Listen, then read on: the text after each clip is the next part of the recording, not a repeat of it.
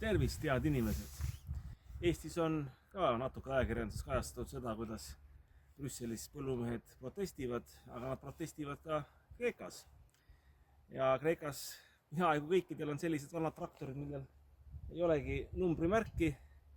No meil oleks see nagu mõeldamatu, eks see näitab ka ühiskondade erinevust, miks Eestis kuidagi ei saa pankadest mööda ja riigist, aga kuidagi siin saab, ju siis siin riigivõim tolereerib seda, sest rahvas on ise aktiivsem.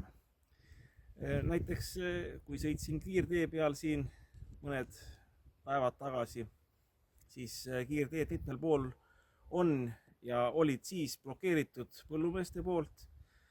Politsei turvas seda, aga politsei kuidagi halvustavalt ei suhtunud, et näed, vaata, kus lollid protestivad, nii nagu siin plaan B suhtes oli ja sigade revolutsiooni nii-öelda korraldajate, osalejate suhtes, et vaata, kus lollid ja kremlimeelsed blokeerivad. Siin nagu sellist suhtumist ei ole, et protestimine on normaalne nähtus kodanikuühiskonnas, kui kodanikud ei ole rahul valitsuse poliitikaga ja siin nad ütlevad seda, et põllumajandust tahetakse ära kägistada sellepärast, et eurotoetusi õigel ajal ei edastata põllumeestele, eks ka meil on see probleem, me oleme selle läbi käinud, ma olen isiklikult olnud kimpus sellega, õnneks omal ajal põllumajandusminister Mart Järvik väga paljudel, sealhulgas ka minul, lahendas selle probleemi ära ja eks tal võeti ka ministrina pea selle eest maha.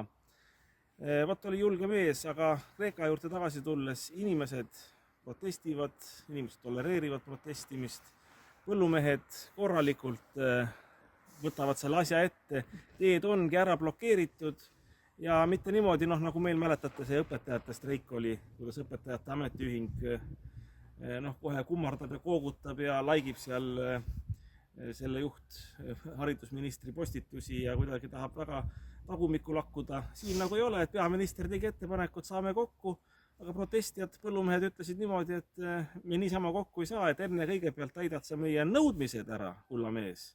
Ja siis me võime kokku saada sinuga, et kui sa selle kokkuleppe allkirjastad, siis saame kokku.